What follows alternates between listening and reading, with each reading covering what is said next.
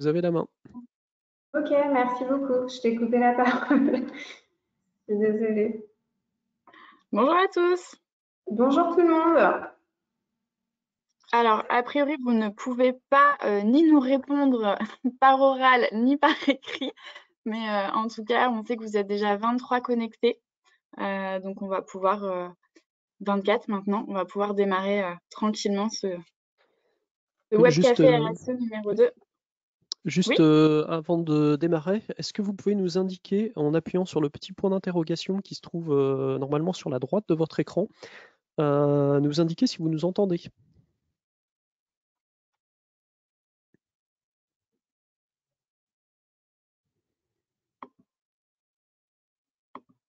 Voilà, ça peut prendre quelques secondes.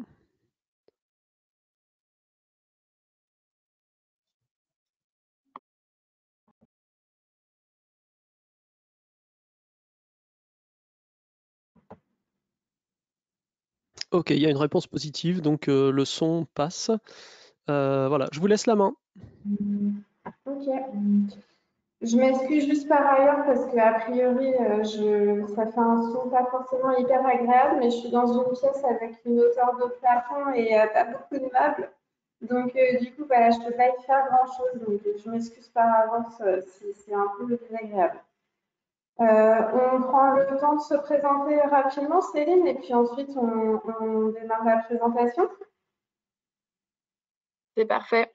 Alors, donc moi, je suis Céline Brugnot, je suis programme manager emploi, formation et RSE chez ADN Ouest. Donc ADN Ouest qui est un réseau de 600 entreprises prestataires ou utilisatrices du numérique et qui rassemble aussi des organismes de formation et des écoles qui forment au métier du numérique. Et donc j'interviens ici auprès d'Anne-Laure sur ce module dédié au numérique responsable qui est un des sujets dont on s'empare et dont nos adhérents s'emparent chez ADN Ouest et donc pour lequel j'aurai plaisir de partager avec vous cette petite heure à venir.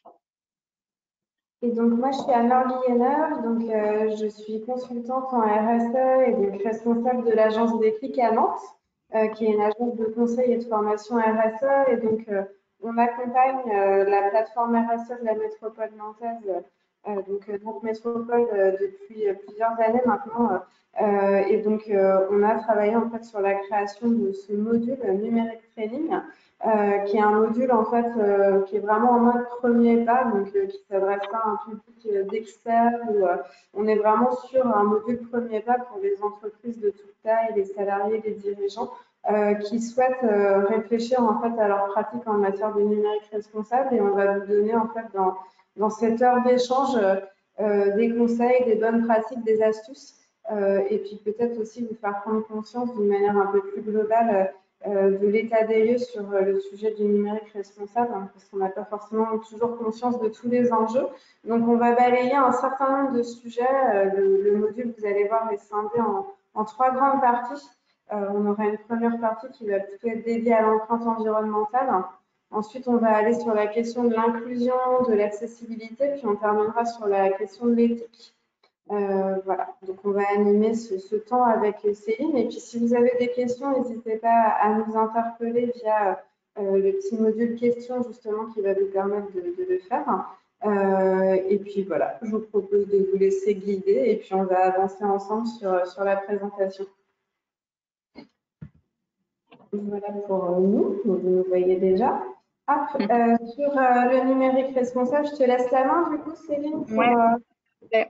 Donc, comme le disait Anne-Laure, dans un premier temps, on est vraiment sur, voilà, sur de la sensibilisation. Et donc, on va d'abord passer sur cette première partie, sur l'empreinte environnementale du numérique et sur la question de sa durabilité.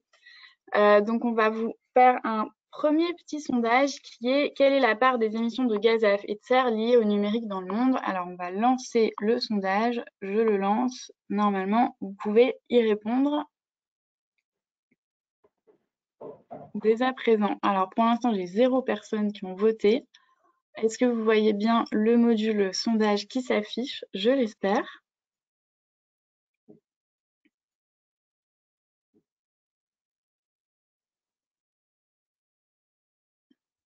Hop, c'est bon. On voit la jauge qui augmente.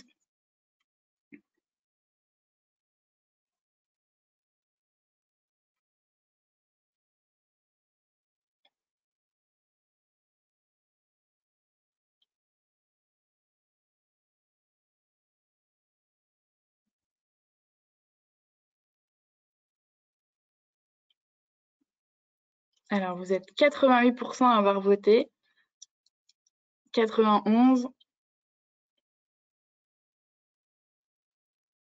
Hop, il reste quelques personnes, 94%, on y est presque.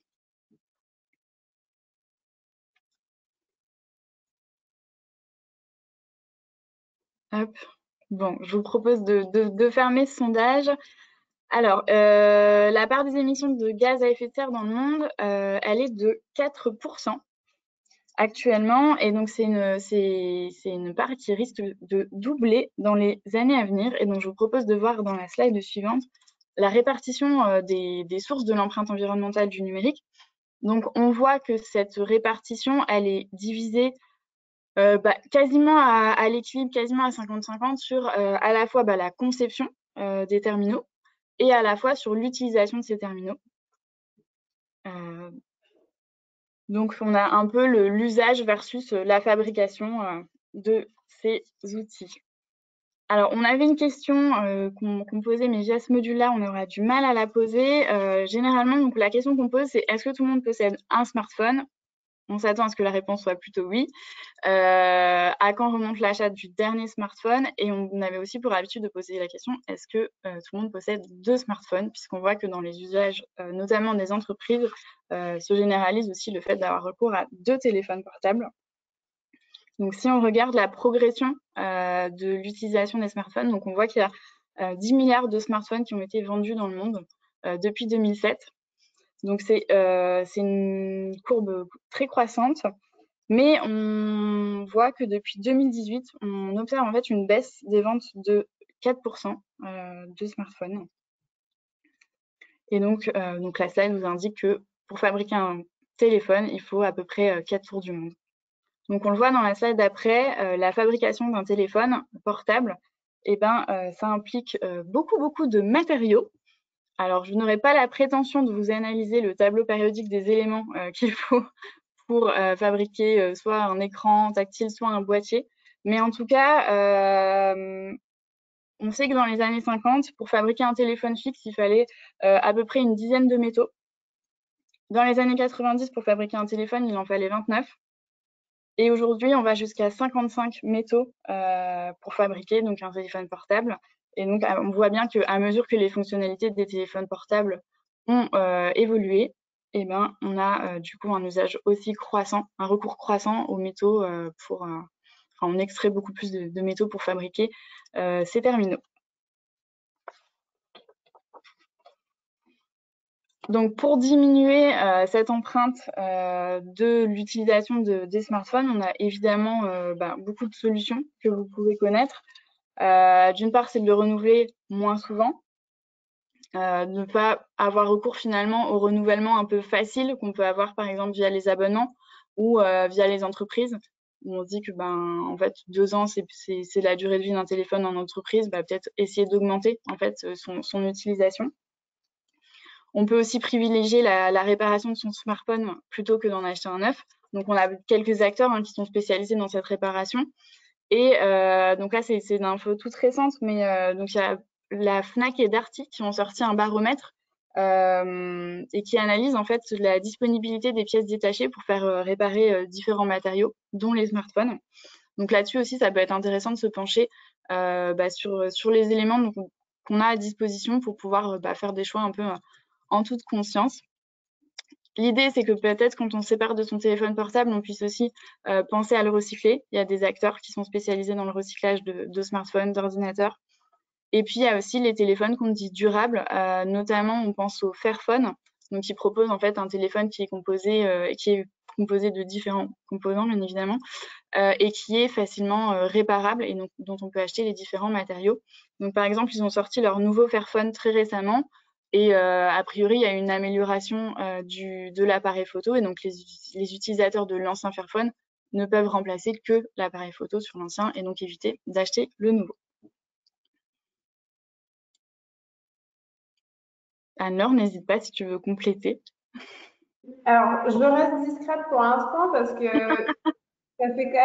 ça fait plusieurs jours que je suis installée dans mon bureau et il y a une personne qui a choisi de faire des travaux pile, mais vraiment pile sur le début webinaire, donc j'entends en fait des boum, boum, boum depuis tout à l'heure, donc je préfère couper mon son un maximum pour éviter le bruit en fait. Mais oui, si besoin, je compléterai. Et n'hésitez pas à poser des questions et à nous interpeller. Je regarde en même temps aussi le module de questions. Donc voilà, l'idée c'est aussi que ça soit interactif et qu'on puisse échanger ensemble. Moi, j'ai peut-être juste un petit élément pour compléter par rapport à notre première question de sondage au départ, quand on parlait de l'empreinte environnementale du numérique. Juste pour vous donner un point de comparaison, en fait, pour se rendre compte un peu de l'ampleur du phénomène. C'est en termes d'émissions, en fait, on est sur le transport aérien civil en fait dans le monde. Donc numérique est équivalent en fait au transport aérien civil. Donc enfin, voilà, on est loin d'être sur un sous-sujet et il est quand même largement temps en fait de s'y atteler. Donc voilà, ça permet aussi de poser les choses parce que c'est vrai qu'on a souvent beaucoup de pourcentages, beaucoup de chiffres. Et quand on ne les met pas forcément en perspective, ça ne nous parle pas forcément beaucoup. Mais voilà, je trouve que c'est une comparaison qui peut nous faire tilt. Et puis, bah oui, un certain nombre de ressources là que tu mentionnes, Céline, où on vous enverra le support à l'issue de notre présentation. Donc, vous aurez comme ça, si vous souhaitez aller plus loin, parce que là, on va assez vite sur des sujets de fond. Donc, on vous propose un certain nombre de lectures, de conseils pour aller plus loin et progresser en fait sur le sujet du numérique durable. Donc moi, je vais enchaîner sur la question du streaming, parce que les vidéos en ligne aussi, ça contribue largement en fait à exploser l'empreinte environnementale du numérique.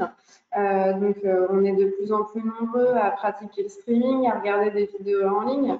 On a utilisé la vidéo, enfin le gif du petit chaton, parce que voilà, on parle beaucoup des vidéos de chats. Donc enfin voilà, c'est aussi, ça contribue largement en fait à faire exploser l'empreinte. Donc, c'est intéressant aussi de regarder quelle est la répartition.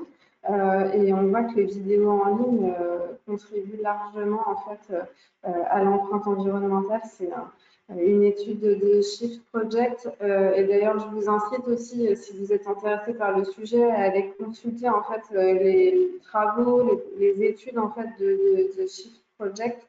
Ils ont vraiment des choses super intéressantes et c'est hyper intéressant à creuser, plein d'études voilà, que je vous conseille de regarder. Donc sur les solutions, assez concrètement, en fait, justement, ils proposent un petit tuto, donc je ne vais pas le balayer ici, mais comment justement faire en sorte de réduire le poids d'une vidéo tout en gardant une bonne qualité. Donc voilà, on a toujours tendance à mettre les choses en très haute qualité et finalement, ce n'est pas toujours nécessaire et ça a tendance justement à accroître notre empreinte. Donc voilà, c'est une bonne pratique assez concrète, assez simple à mettre en place. Et enfin voilà, je me permets de rebondir là-dessus. Pardon, excuse-moi. Vas-y. Je me permets de rebondir là-dessus. Sachez qu'en tout cas, sur les réseaux sociaux de type Facebook, Instagram, Twitter, vous pouvez choisir de désactiver, de paramétrer la lecture, d'annuler la lecture automatique des vidéos. Et ça, mine de rien, en fait, ça a aussi un impact non négligeable. Oui, tout à fait. Et puis, ça permet aussi d'économiser la batterie, donc de limiter peut-être aussi le fait que le téléphone s'abîme trop rapidement, parce que c'est vrai qu'on posait la question tout à l'heure de la durée, enfin depuis quand vous avez votre smartphone, et on se rend compte qu'aujourd'hui, en général, au bout de 2 ans, en fait, on est obligé de changer en fait parce que le téléphone n'est plus en état de marche ou alors est trop obsolète. Donc typiquement, ça peut être intéressant de le maintenir le plus possible dans la durée et d'essayer d'économiser aussi la batterie un maximum, quoi. Ensuite, sur la question des emails, c'est pareil, on a basculé un peu dans un monde tout numérique depuis quelques années et on a pris aussi beaucoup l'habitude dans les entreprises, les organisations de s'envoyer un maximum de mails.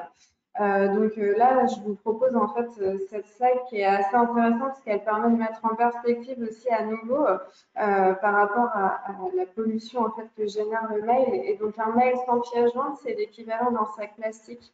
Donc voilà, je trouve que c'est assez parlant comme image. Donc 10 grammes de CO2 et puis une année de mail professionnel donc de 100 collaborateurs, donc d'une PME.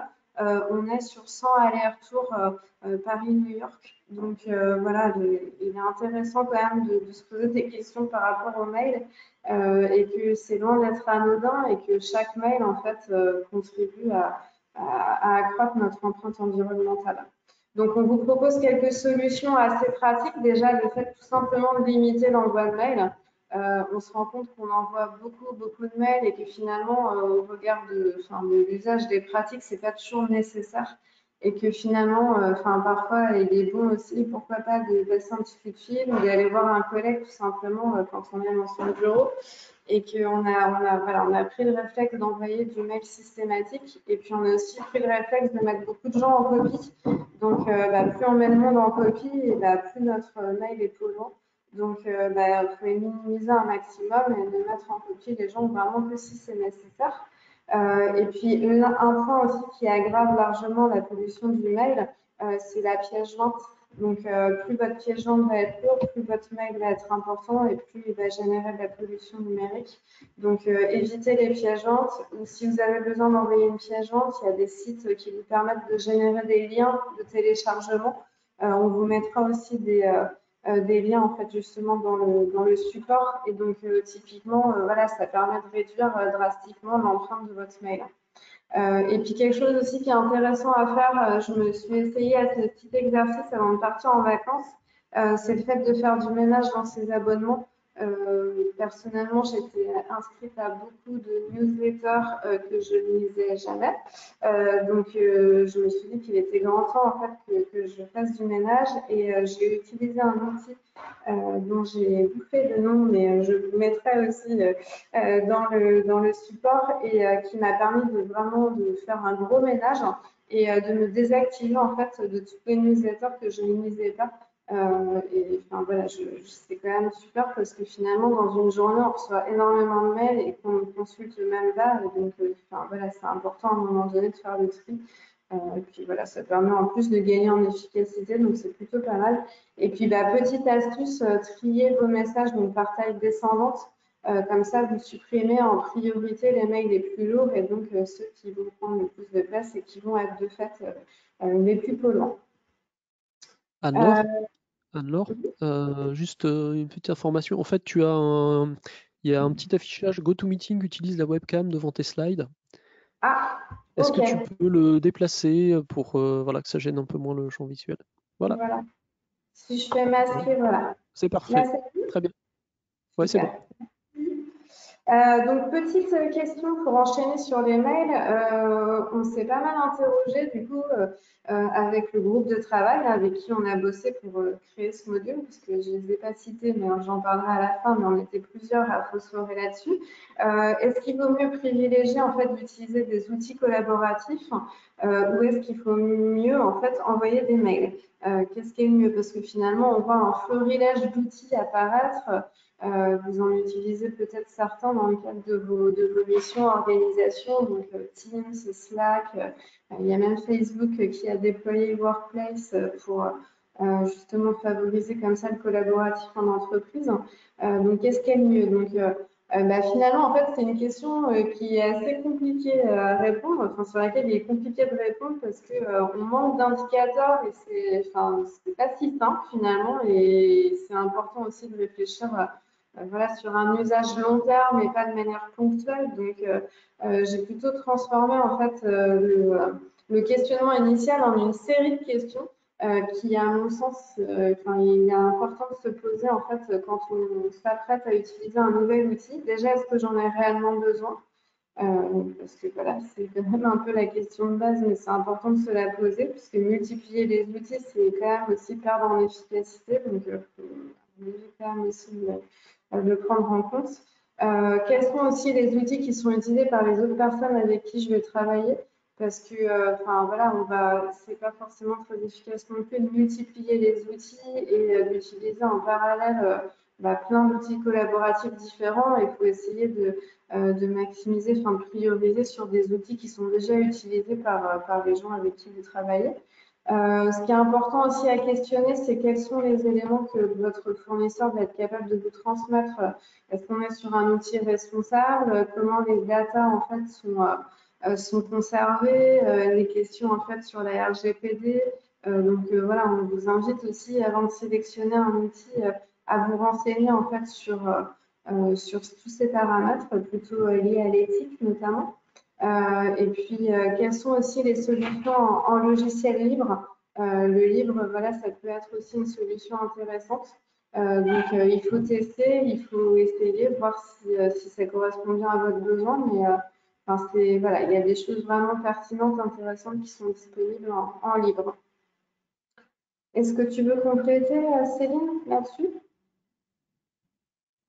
Non, mais enfin peut-être à titre d'exemple, et c'est des choses qu'on n'intègre pas forcément suffisamment au quotidien, c'est que en fait, plutôt que d'envoyer un document sur Slack, si je suis à côté de mon collègue, je vais peut-être pouvoir lui filer une clé USB avec le document en question. Enfin, c'est vraiment, en fait, on a un peu pris des automatismes avec ces outils collaboratifs, et donc l'idée, c'est au-delà du mail, c'est vraiment voilà, d'essayer de trouver des solutions qui permettent enfin, qui sont en fait plus naturelles et qui permettraient de limiter un peu cette empreinte-là. Bon, évidemment, à l'échelle d'un document, c'est pas grand-chose, mais à l'échelle de listes de diffusion ou de participants à des réunions, ça peut commencer à faire la différence. Oui, tout à fait. Donc intéressant aussi, c'est sur oh pardon, je suis passée trop vite. Sur l'impact carbone des applications de visio, parce que depuis le coronavirus, enfin, on a eu l'occasion de tester un certain nombre d'outils divers et variés, et donc c'est toujours intéressant de regarder l'empreinte environnementale des outils qu'on utilise et d'essayer de trouver un outil qui est le moins consommateur. Voilà, c'est Green Spector en fait qui nous propose cette comparaison là entre différents outils. Et donc là aujourd'hui on est sur GoToMeeting, enfin GoToWebinar qui fait partie de la suite GoToMeeting et qui fait partie des applis les moins consommatrices en fait en matière de visio. Voilà, je vous invite du coup à consulter. Sur le Green Spector, c'est pareil, il y a pas mal de ressources intéressantes, d'études qui sont super pertinentes. Vraiment, n'hésitez pas à aller voir ce qu'ils font. C'est une référence, selon moi, sur le numérique responsable. Et donc, sur les sites internet également, parce que vous êtes peut-être amené dans vos fonctions respectives, soit à animer un site, soit à piloter un site, ou parfois aussi à créer un site internet. Et sur les sites aussi, on a des leviers et des choses à améliorer, parce qu'on a tendance à créer des choses qui sont très consommatrices d'un point de vue environnemental. Donc, on a des sites internet en fait avec beaucoup de fonctionnalités. Des pages qui sont de plus en plus lourdes, avec un certain nombre de contenus et puis des fonctionnalités aussi qui sont très gourmandes. Tout à l'heure, Céline, tu parlais notamment des vidéos qui se lancent toutes seules ou voilà, on va avoir aussi tout ce qui est Google Maps, c'est très consommateur. Vous avez aussi là le moteur de recherche qui va vous donner les mots automatiquement quand vous allez taper en fait dans le moteur. Donc, il y a plein de choses possibles à intégrer sur un site internet, mais malheureusement, en fait, plus on y met de choses, et plus votre site il est lourd et moins il est responsable. Donc, c'est important, en fait, quand on développe un site, dès l'amont, en fait, dès le cadrage du projet, d'intégrer un certain nombre d'exigences, donc à la fois sur l'environnement, puis après, il y a aussi sur la question de l'accessibilité, on y reviendra dans un second temps. Mais voilà, interrogez-vous, posez-vous les bonnes questions. Est-ce que j'ai vraiment besoin de tout ça? Essayez de réfléchir aussi en termes d'expérience utilisateur. En fait, est-ce que l'utilisateur va réellement utiliser ce que vous lui proposez? On voit là le chiffre qu'aujourd'hui, on a près de la moitié des fonctionnalités qui ne sont pas utilisées sur Internet. Donc, ça pose question du coup sur les outils qu'on met en place et ne sont pas forcément adaptés, quoi. Donc, en termes de projet, oui. Pardon. À titre, c'est un peu compliqué à distance d'intervenir. À titre d'exemple, les carousels d'images aussi, on pourrait croire que en fait c'est pas très consommateur, mais vraisemblablement ça l'est. Et moi, ce que je m'amuse assez régulièrement à faire, c'est d'aller sur le site EcoIndex, sur lequel vous pouvez renseigner un URL et avoir en fait l'impact environnemental, enfin en tout cas d'avoir un peu une indication sur où se situe cette page en termes de consommation d'énergie. Donc, c'est amusant et à la fois, c'est quand même assez instructif et ça permet de voir le chemin encore qui reste à parcourir. Tout à fait.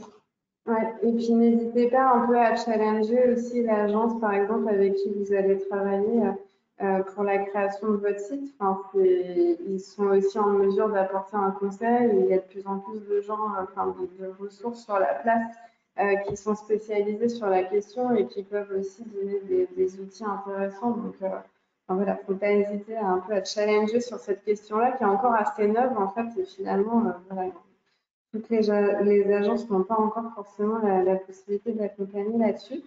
Donc voilà, on parle de sobriété fonctionnelle.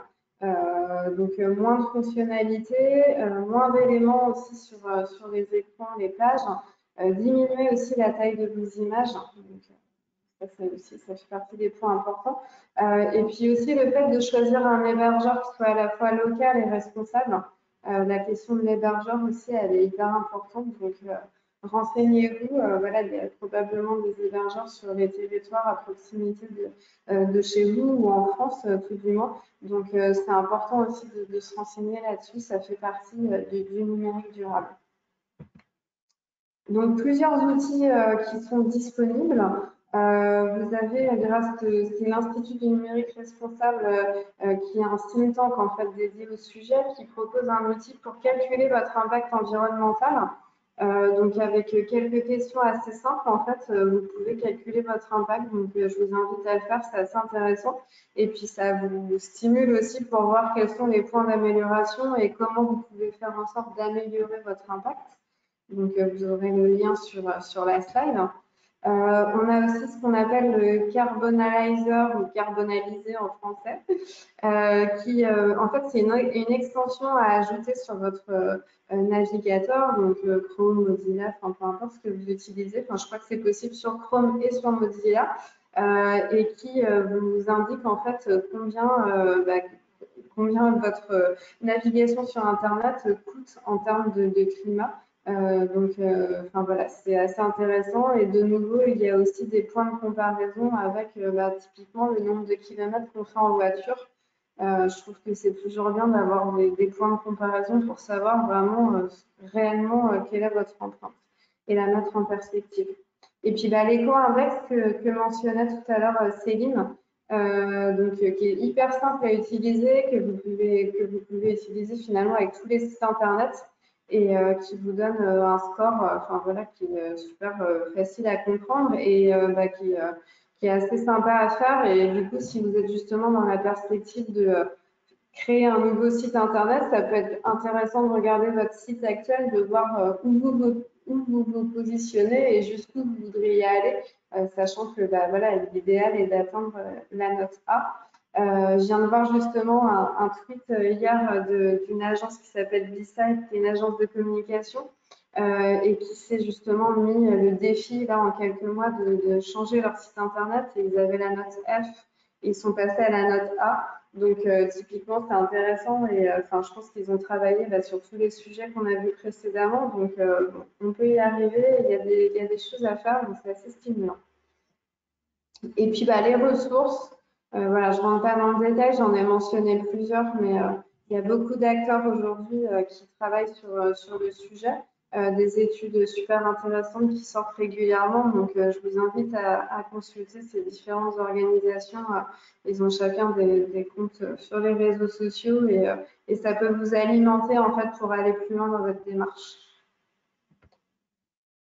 Est-ce que vous avez des questions sur cette partie sur l'empreinte environnementale ? N'hésitez pas avec le module à nous interpeller, même si on ne peut pas vous répondre forcément tout de suite, mais on les traitera après. Mais n'hésitez pas, l'idée c'est pas de vous endormir, surtout que vous avez probablement faim. Donc n'hésitez pas à nous interpeller. Donc ensuite sur la partie inclusion, je te laisse la main, Céline. Non, c'est à moi encore, en fait. C'est à toi, ouais. Je prendrai après. Voilà. Fracture numérique. Ça marche. Je vous lance une nouvelle question en fait dans les sondages sur le pourcentage de femmes en France dans le secteur du numérique. Ah, donc voilà, ça y est, le sondage est ouvert. Donc est-ce qu'on a 11% de femmes, 28%, 32% ou 36% de femmes? Vous avez quelques secondes pour répondre.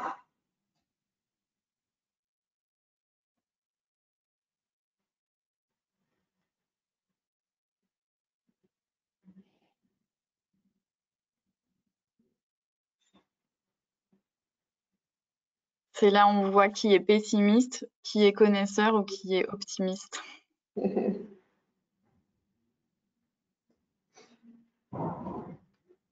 On arrive près des 100%.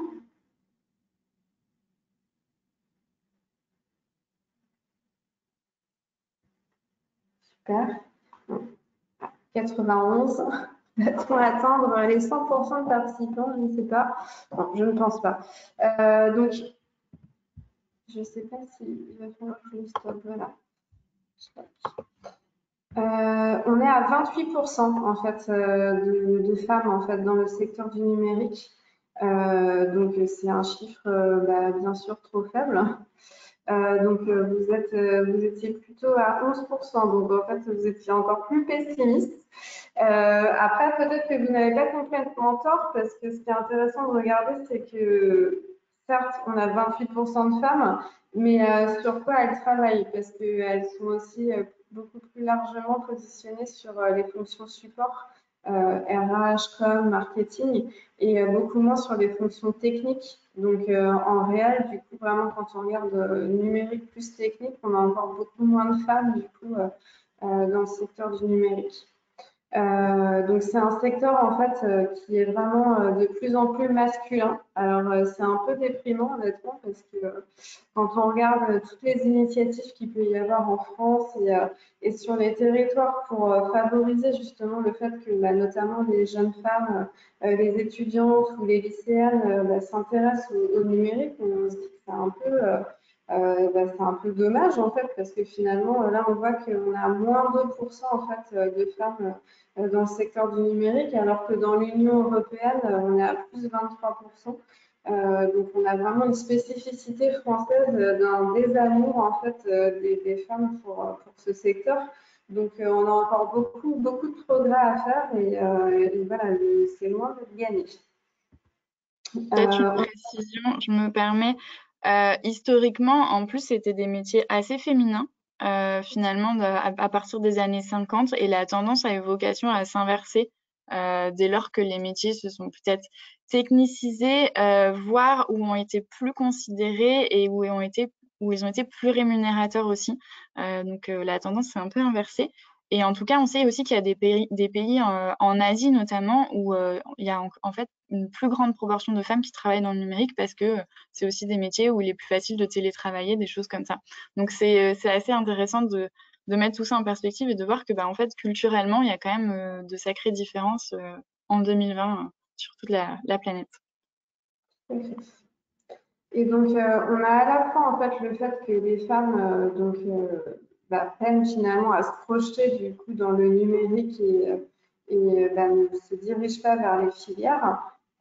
Mais en plus, quand les femmes finalement se dirigent dans le numérique, elles ont un turnover qui est 2 fois plus important que celui des hommes. Donc, elles y vont, mais elles en sortent assez rapidement. Donc, c'est d'autant plus embêtant puisque finalement, déjà assez compliqué d'amener les femmes finalement à aller vers ce secteur. Et en plus, quand elles y arrivent, en fait, quand elles rentrent dans le secteur du numérique, elles en sortent. Et ça s'explique notamment par un sexisme quand même assez important. Et donc des témoignages, je vous inviterai justement à consulter cette émission-là de France Inter, où voilà, on fait état que les femmes ne se sentent pas forcément les bienvenues et que c'est un univers voilà, qui est masculin depuis quelques années et que ce qui n'est pas forcément toujours très bienveillant non plus pour les femmes qui y rentrent. Donc, il y a à la fois un travail à faire en termes d'attractivité et aussi un travail à faire au sein des entreprises du numérique pour faire en sorte que les femmes aient envie de rester et envie de faire des carrières en fait dans ces entreprises. Un point d'explication qui peut être quand même intéressant à regarder d'un point de vue culturel, c'est quand même la figure du geek. Je vous invite à rechercher en fait sur Google ou sur un moteur de recherche quelles sont en fait quand vous tapez geek, quelles sont les images qui apparaissent. Et donc, voilà, on est vraiment sur l'image masculine qui prédomine. Avec vraiment le geek un peu hipster, le geek un peu nerd, mais on ne va pas être sur la femme. Enfin voilà, clairement, ça va arriver en 30e résultat d'avoir une figure féminine. Donc, je pense que c'est à l'image en fait de la projection en fait qu'on se fait dans des métiers du numérique, du digital, qui est assez tronquée par rapport à la réalité et à la diversité de métiers en plus qu'on peut exercer. Il n'y a pas que des codeurs dans le numérique, même si les coder c'est super, mais il y a aussi plein d'autres choses à faire. Donc voilà, il y a pas mal de choses sur lesquelles il faut travailler là-dessus. C'est assez intéressant d'un point de vue sociétal. Donc concrètement, comment on peut agir durablement? L'une des pistes, c'est aussi de construire davantage de rôles modèles. Finalement, pour se projeter en fait dans un métier ou dans une filière, c'est important aussi de s'identifier. Et donc aujourd'hui, on manque peut-être encore en France de figures féminines qui font des carrières dans le numérique et qui donneraient envie en fait à des jeunes femmes de se projeter. Donc, pour moi, ça passe aussi par là, par les rôles modèles. De continuer aussi à sensibiliser les filles au métier du numérique. C'est vraiment un enjeu important d'aller dans les écoles, de donner envie en fait et de les attirer dans ces filières. Juste aussi un point qui me semble aussi important à mettre en perspective par rapport à cet enjeu, parce que quelque part, vous pourriez vous dire, oui, avoir plus de femmes dans le numérique, ok, mais concrètement, pourquoi? Et moi, je trouve que c'est un enjeu en fait de carrière pour les femmes, parce que c'est un secteur hyper dynamique en termes d'emploi, dans lequel il y a plein de choses qui se passent, et il y a des opportunités professionnelles assez intéressantes et assez rémunératrices. Et aujourd'hui, on se rend compte que les femmes, elles sont dans très peu de familles professionnelles. Elles sont majoritairement dans 12 familles professionnelles sur à peu près 80 familles, alors qu'on va retrouver les hommes plutôt dans une quarantaine de familles professionnelles. Donc déjà, elles sont vraiment, elles sont essentiellement sur le care, la santé, sur l'aide aux personnes. Donc les métiers de service principalement. Et donc, déjà, il y a un enjeu de diversification, en fait, de finalement avoir des femmes dans beaucoup plus de secteurs, c'est quand même un enjeu important. Et puis, elles sont aussi positionnées principalement, en fait, sur les métiers les moins rémunérateurs. Parce que les filières que je viens de mentionner, le care, la santé, service à la personne, c'est aussi les filières qui payent le moins bien. Donc, on se retrouve aussi avec des différences salariales extrêmement fortes. Donc, pour moi, ça fait aussi partie du problème plus global, plus systémique, en fait, de la question des femmes dans le monde professionnel. Donc, voilà, je pense que c'est important d'y travailler et via la filière numérique, il y a beaucoup de choses à imaginer. Peut-être juste pour compléter le propos, effectivement, il y a les interventions au sein des écoles ou en tout cas dans la sphère un peu périscolaire.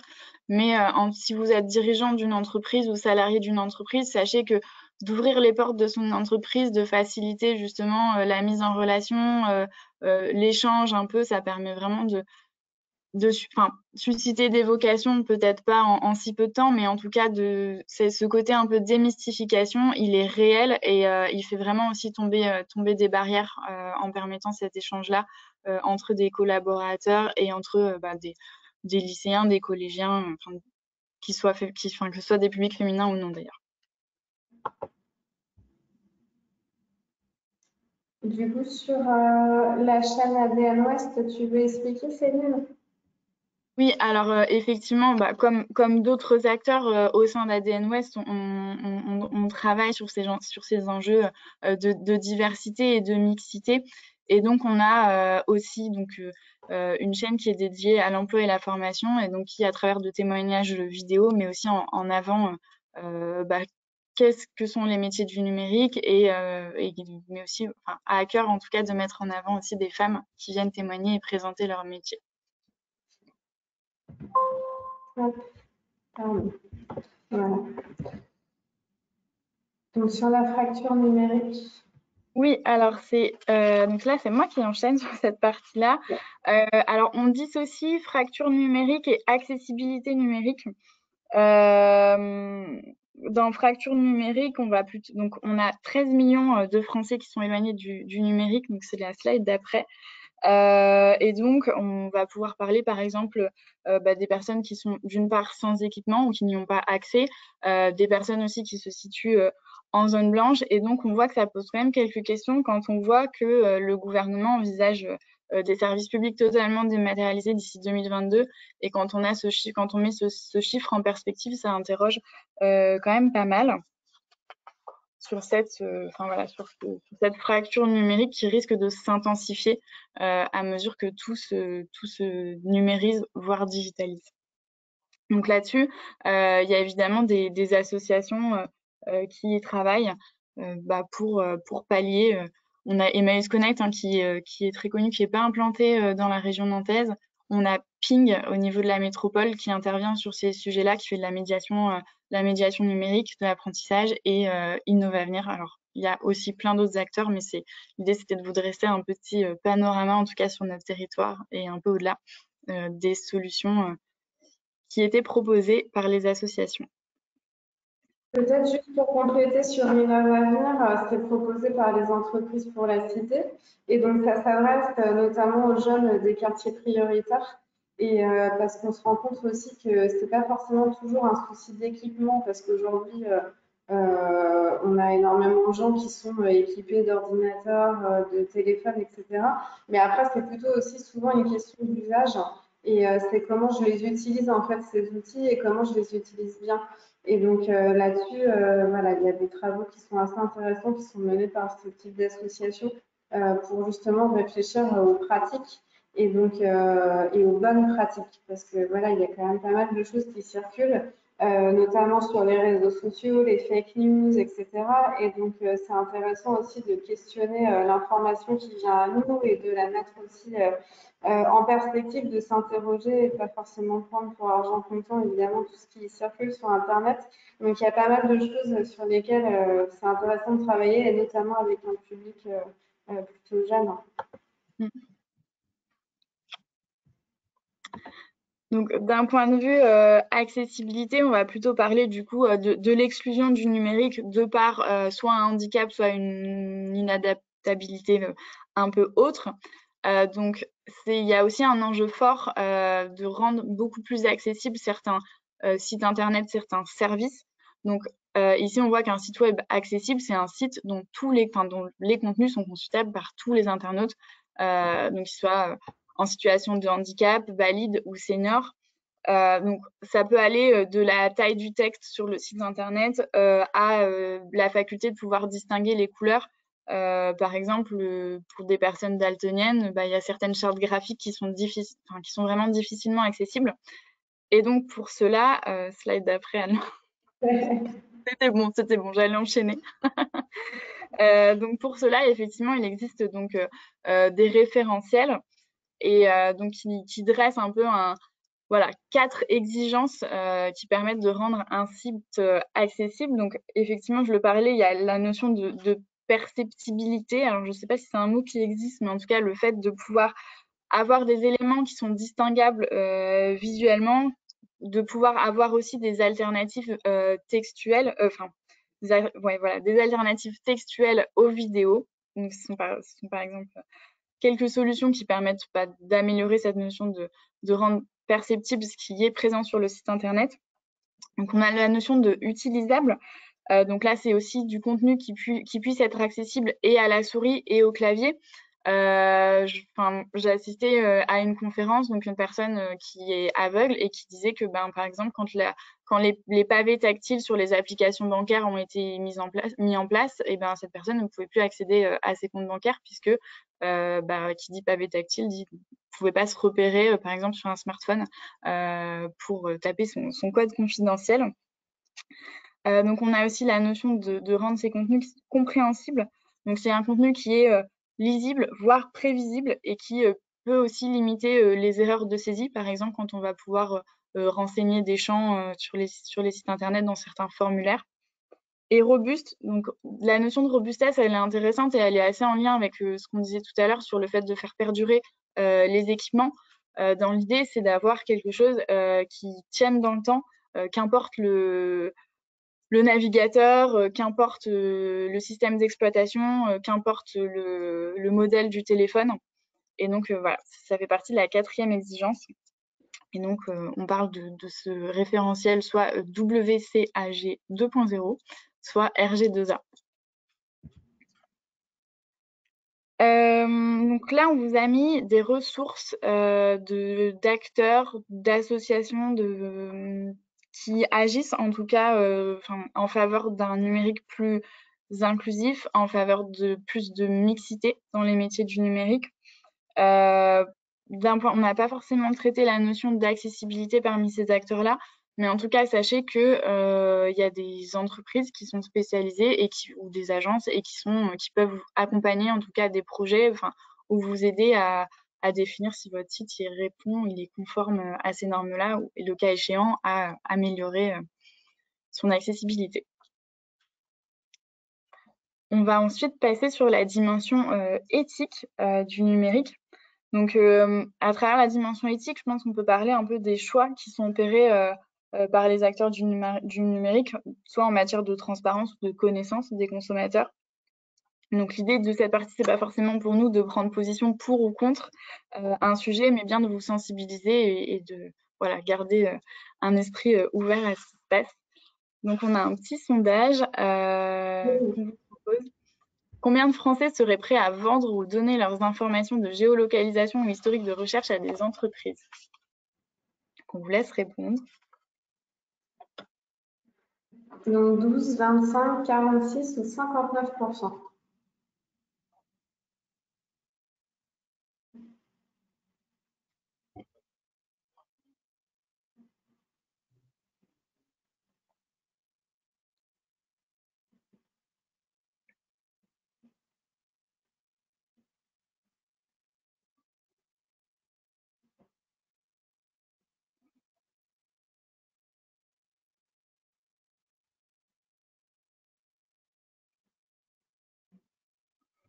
Alors là, vous êtes quand même plutôt tous assez optimistes, ce qui est rassurant par les temps qui courent. On va arrêter là. Donc, majoritairement, vous avez sélectionné 46%. Basculer. Donc, on est à 59%. Vous êtes 8% seulement à avoir choisi, en fait, à avoir choisi 59%. Et c'est vrai qu'honnêtement, moi, j'avoue que ce chiffre m'a pas mal surpris, aussi, Céline, je crois.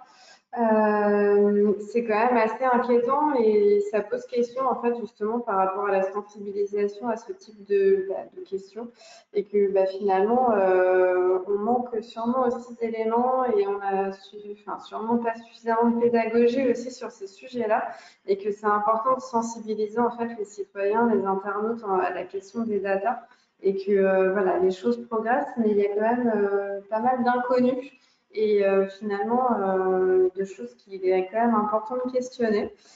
Donc cette étude est quand même assez édifiante et nous donne d'autant plus envie de sensibiliser en fait. Donc peut-être sur la RGPD, je ne sais plus si c'est toi ou moi, Céline. Je peux prendre si tu veux, tu prendras après. Donc le règlement général pour la protection des données, donc c'est un cadre législatif européen qui date de mai 2018 et donc qui oblige les entreprises ou en tout cas tout autre organisme collecteur de données à répertorier les données, à ne collecter que les données utiles à son fonctionnement et à obtenir le consentement donc éclairé des utilisateurs ou des consommateurs pour le fait d'exploiter ou en tout cas de garder ces données-là. Donc si on parle d'un numérique, on essaie de parler d'un numérique responsable et l'enjeu aussi dans le numérique, c'est cette question.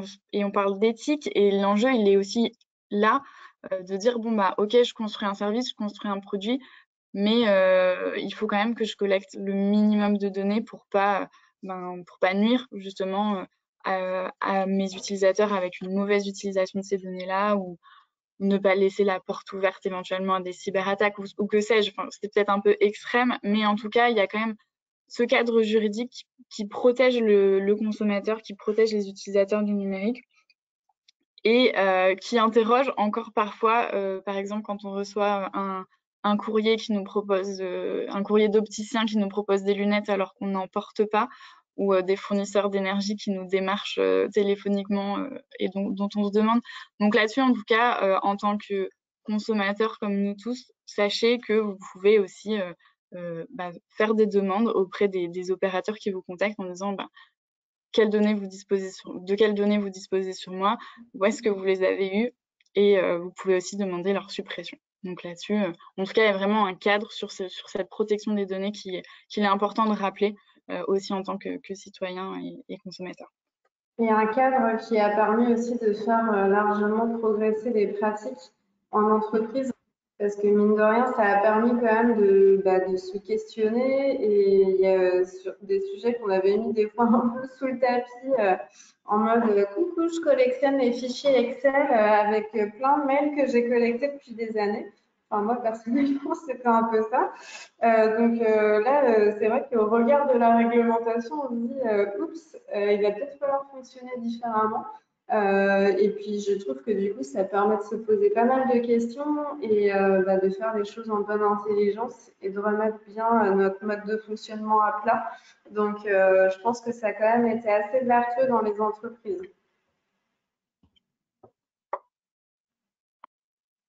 Alors, sur ensuite ce qu'on appelle le solutionnisme technologique, concept comme ça qui va peut-être vous paraître un peu abstrait. Ce qui est intéressant en fait là-dessus, c'est de se questionner en fait sur toutes les innovations qui impactent la planète. Et donc aujourd'hui, on a un certain nombre en fait d'innovations qui arrivent et donc on innove dans tous les sens. Enfin voilà, c'est la progression, l'avancée technologique, c'est très bien. Mais après, la question qu'on peut se poser, est-ce que c'est toujours bien d'avoir une solution technologique pour répondre à un problème? Est-ce que chaque problème, en fait, a besoin d'avoir une réponse technologique? Et donc, voilà, on vous a pris deux exemples, là, par exemple, de la reconnaissance faciale en Chine, où au moment justement de la sortie du confinement sur l'application Stop Covid, sans vouloir rentrer dans un débat, etc. Mais c'est juste de se dire à un moment donné, est-ce que c'est toujours bien le bon outil? Est-ce que d'un point de vue éthique, on en a réellement besoin? Et enfin voilà, que la technologie ne répond pas forcément à tous les problèmes et que, en tout cas, il est important de se poser surtout les bonnes questions. Donc, je vous invite aussi, vous verrez dans la présentation, il y a un chercheur, je serai incapable de vous redonner son nom, qui est un chercheur russe, si je ne dis pas de bêtises, et qui a fait pas mal de choses là-dessus. Donc, je vous invite à consulter ses travaux, c'est assez intéressant. Et puis, typiquement, dans le solutionnisme, on peut penser à la 5G. Voilà, la 5G, on en entend quand même de plus en plus parler. C'est pareil, sans vouloir rentrer dans un débat qui pourrait peut-être être houleux. En a-t-on réellement besoin? Est-ce que c'est réellement plus efficace? Est-ce que on ne va pas au contraire faire s'accroître encore plus la consommation énergétique? Donc en tant que citoyen, en tant que salarié, voilà, en tant que membre d'une société, tout simplement, c'est important de s'interroger et de ne pas déposséder de ce type de sujets qui sont des sujets en fait de société, quoi. Et puis peut-être justement sur la 5G, on parle de l'effet rebond. Donc, c'est-à-dire que sur n'importe quelle innovation technologique, en fait, plus on va avoir un outil qui va être puissant, plus peut-être sur le moment il va être plus efficace d'un point de vue énergétique, il va peut-être moins consommer, mais en fait plus un outil va être puissant et plus il va être consommé par un maximum de monde, et plus vous allez massifier en fait la consommation, et plus le côté environnemental va exploser. Donc finalement, ça questionne aussi parce que sur le moment, si on ne réfléchit pas en termes de cycle de vie et qu'on a simplement le produit lors de son lancement, on peut se dire oui, on va réduire l'empreinte environnementale. Mais ce qui est important, c'est de regarder l'analyse en fait de ce cycle sur tout au long de la vie du produit et de voir réellement en fait au terme de sa vie ce qu'il aura réellement produit. Donc voilà, l'effet rebond, je pense que c'est intéressant aussi comme concept.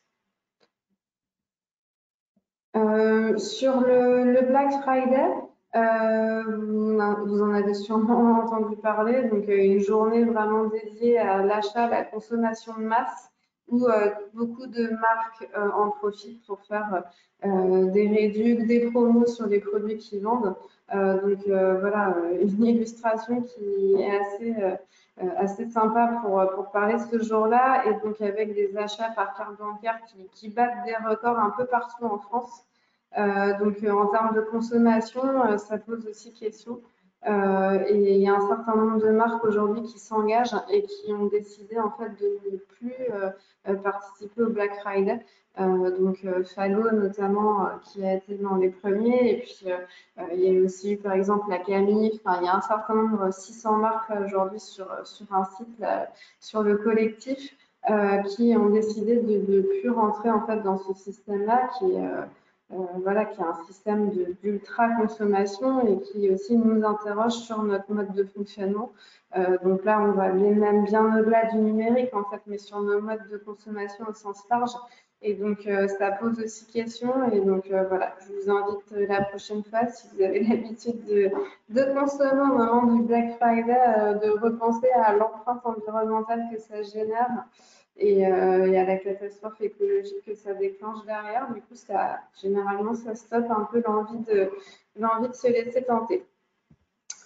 Donc, en termes de solutions, justement, pour aller vers une consommation plus responsable, ce qui est intéressant déjà, c'est de réfléchir aussi à la question de la vie privée, de réfléchir à des solutions alternatives et de préserver un maximum sa vie privée en fait sur les réseaux et de faire attention à la question des data.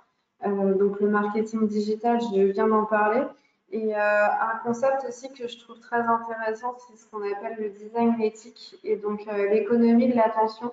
Et donc j'ai indiqué ici une petite capture d'écran d'un article que je vous invite à lire sur un média qui s'appelle Ouzbek Erika, et donc ce qui est titré sur son lit mort, personne ne se dit j'aurais aimé passer plus de temps sur Facebook.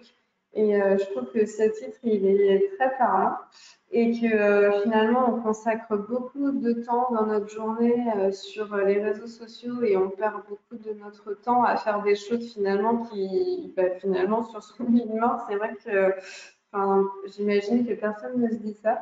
Donc c'est intéressant l'économie de l'attention et on n'y pense pas, mais on est vraiment happé par plein d'outils, par voilà, une consommation de masse.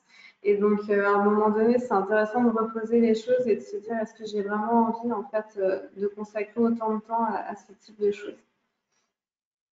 Est-ce que tu veux compléter, Céline? Pour le coup, non, c'est tout bon pour moi. Et donc, en termes de ressources, on a les designers éthiques. Donc, c'est super intéressant. Leur site, c'est un collectif aussi. Je vous invite à aller voir ce qu'ils font. Donc, plein de ressources intéressantes. J'ai passé un petit moment sur leur site. C'est vraiment bien fait. Et puis, voilà, quelques ressources à nouveau que vous pouvez consulter avec un certain nombre d'initiatives de contenu qui peuvent vous permettre d'aller plus loin parce que, voilà, je vous le rappelle, nous, on est vraiment dans ce module, dans une optique premier pas. Donc, on vous donne, j'espère, peut-être des petits déclics, des astuces, mais après, on peut bien sûr approfondir. On est vraiment sur une introduction au sujet. Donc voilà, est-ce qu'aujourd'hui, vous êtes prêts à atteindre la sobriété numérique? Et puis, peut-être aussi, quelles actions vous avez envie de mettre en place à l'issue de l'atelier. Donc, n'hésitez pas à utiliser le module questions si vous avez des idées qui vous viennent en tête ou des choses que vous avez envie de faire en fait suite aux petites astuces qu'on a pu vous dispenser. Voilà. Je vois qu'il n'y a pas, n'hésitez pas, on regarde en même temps s'il y a plus de questions.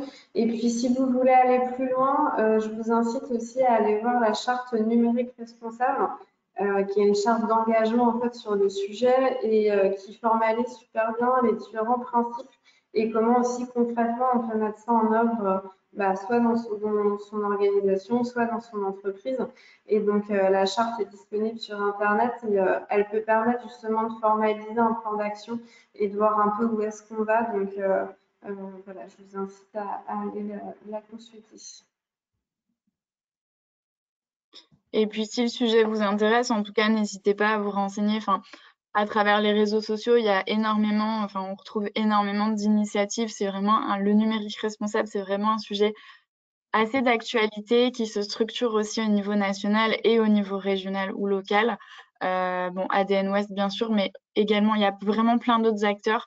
Donc là-dessus, sur les réseaux sociaux, je pense que c'est aussi une chouette source d'information et de veille sur le sujet avec plein d'autres pistes à explorer. Alors, a priori, vous avez envoyé des questions, donc c'est bien. Du coup, j'en avais vu aucune. Donc, je me rends compte là, en fait, on a un tout petit menu déroulant où on voit à peine, en fait, je sais pas pourquoi, on voit pas plus que ça, mais il y a des questions. En tout cas, je vois, allez-vous envoyer la présentation? Donc, oui. On va vous l'envoyer et avec un certain nombre de liens, de ressources sur lesquelles vous allez pouvoir trouver toutes les informations.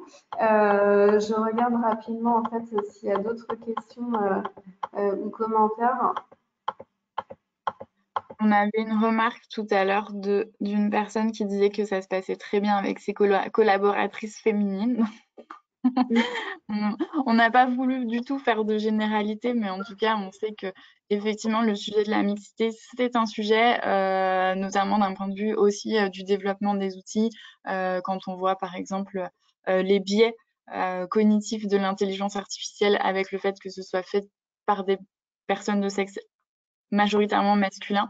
En tout cas, c'est des éléments de travail, mais on ne doute pas qu'il y a plein d'équipes chez qui ça fonctionne très très bien. Et Heureusement, oui, heureusement que le portrait n'est pas totalement noir, mais en tout cas, on ne peut pas nier non plus qu'il y a un certain nombre de sujets à traiter. Et voilà, même s'il y a des entreprises chez qui ça se passe très bien, il y en a aussi dans lesquelles il faut progresser.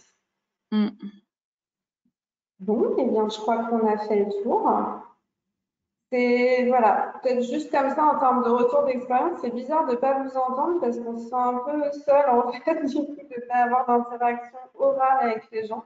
C'est la première fois que je testais personnellement ce GoToWebinar et du coup, c'est un peu curieux. Donc, j'espère que vous vous êtes pas ennuyés et que vous avez passé un bon moment et puis que vous avez appris des choses. On se quitte là. Allez, merci à tous. Passez une excellente journée et puis peut-être à bientôt en physique ou en distanciel. À bientôt. Au revoir.